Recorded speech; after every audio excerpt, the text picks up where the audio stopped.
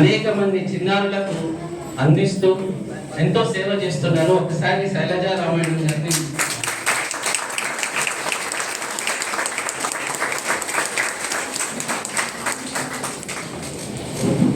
ఇక చివరి వ్యక్తి, బట్ చాలా నాకు ఆనందం ఇస్తుంది. ఎందుకంటే ఆయన అబ్బాయి వయసు 26-27 సంవత్సరాలు ఉండొచ్చు, కానీ అంత చిన్న వయసులోనే కర్ణాటక సంగీతంలో నిష్ణాతులై ప్రతి వారం ఇప్పటికీ సంగీత సాధన చేస్తూ జాతీయ స్థాయిలో అనేక బహుమతులు ఉన్నటువంటి చిరంజీవి ప్రణవమూర్తిని ఒకసారి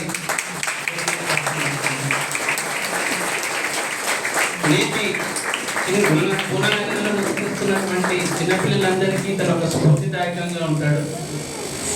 తను ఇంజనీరింగ్ చదివాడు, ప్రముఖ మేనేజ్మెంట్ సంస్థలో MBA చేశాడు,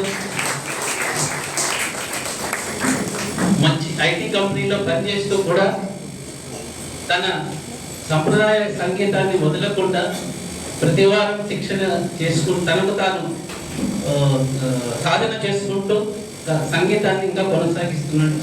చిన్నారి చిరంజీవి ప్రణవమూర్తిని సన్మానించుకోవడం మనకి గర్వకారణం.